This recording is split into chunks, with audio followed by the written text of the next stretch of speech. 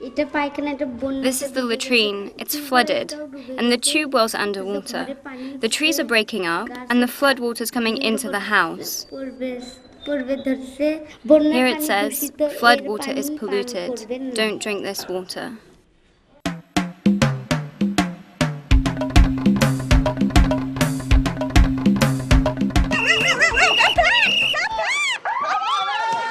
The need for good disaster risk reduction work has never been more urgent.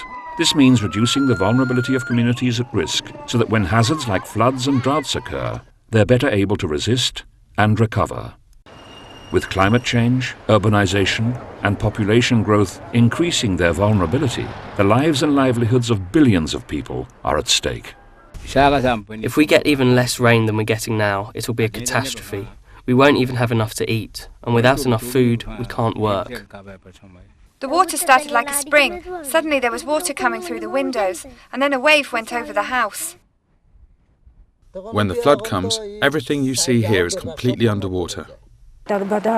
Is it my fault? Is it something I did that made the mudslide come and destroy everything? The question is, disaster will come, only more of them, more frequent of them, more severe. Now, what are you going to do about it? There has to be a comprehensive program to address disasters. Focus more resourced, more training, better warnings, and all that goes with it. The need for better DRR work was recognized in 2005, when 168 countries adopted the Hyogo Framework for Action. But progress has been slow and resources lacking. This has to change.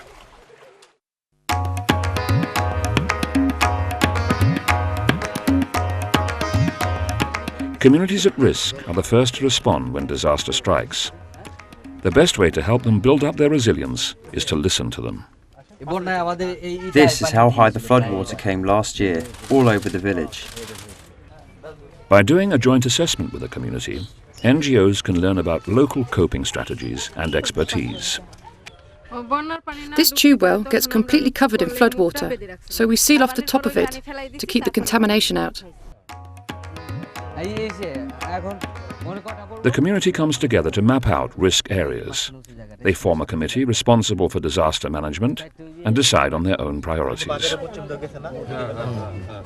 Having a disaster committee means we can do things as a group instead of each person just thinking of themselves. We share our ideas and our problems. When it floods, the houses get washed away and our lives are just so miserable. But now we feel we have some strength to fall back on. We've been working to build up a feeling of unity in the village and to form a committee. Now that's happened, they're deciding on their own priorities and which problems to tackle first. We'll support them for a reasonable amount of time, then we'll move out, and they'll carry on the process by themselves.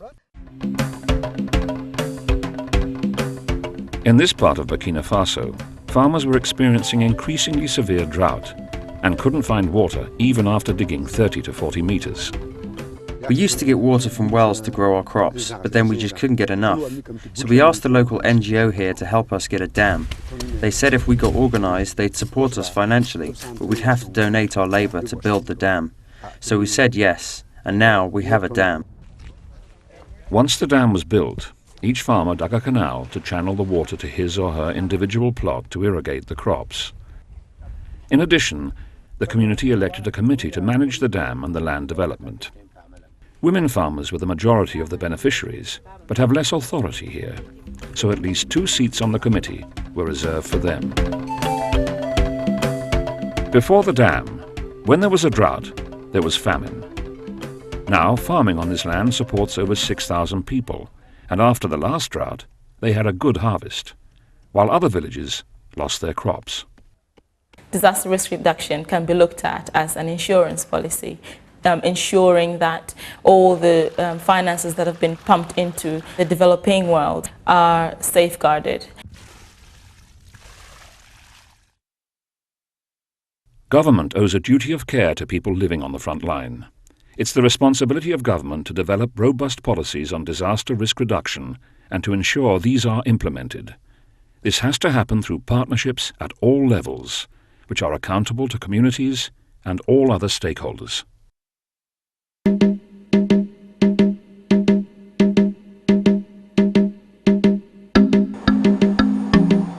2000, Mozambique suffered the worst floods in living memory, caused by severe rainfall and tropical cyclone.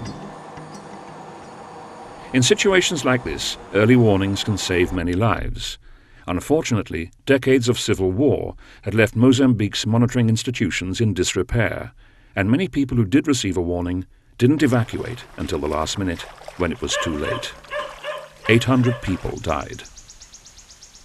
One of the main factors which actually ends up saving lives is how organized the community is actually to react when a disaster occurs.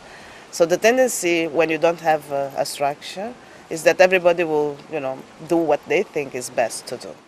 To prevent the kind of damage caused in 2000, the government is now working with NGOs, donors, scientists and communities to develop a national early warning and response system.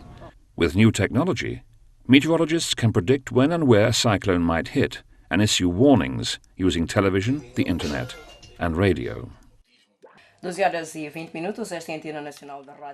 Having good early warnings doesn't automatically mean people know what to do with them. So communities at risk are forming disaster preparedness committees with the help of NGOs.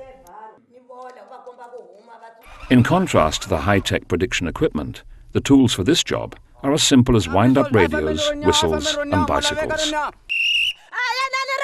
These systems were tested in the floods of 2007, and this time, people knew what to do when the warnings came. There were no deaths by drowning or any major outbreak of diseases.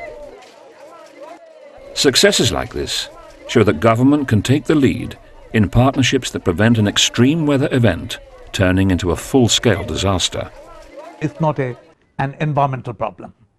It is an environment, development, disaster, society planning problem. It's an integrated problem of the whole gamut of governance. Honduras, like Mozambique, is vulnerable to tropical storms. But in mountainous parts of the country, evacuation isn't enough. Poor land management means there's widespread deforestation, causing landslides and floods in the wake of a storm. This called for a different kind of partnership.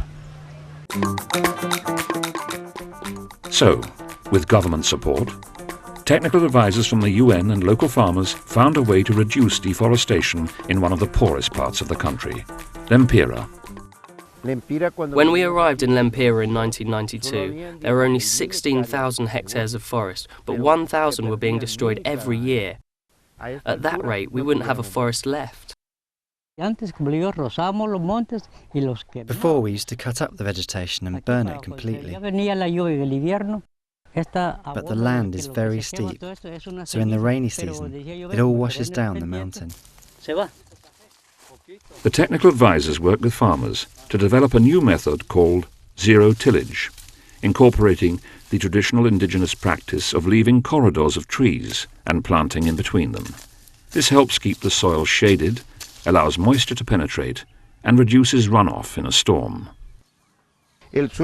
Here, where the earth floor is not protected, it's hard like stone. You can easily see the difference between the effects of a drop of water falling on here and on here. These changes reduce the risk of landslides and improve the livelihoods of farmers, and therefore the local economy as well.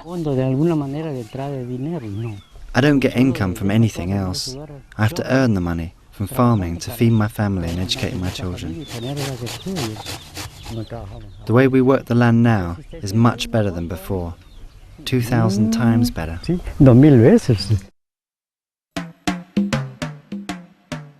These local voices must be translated into global action. DRR policy won't trickle down to vulnerable people unless it's carried out through accountable partnerships backed up by political will and financial commitment. What can you do to ensure that this happens?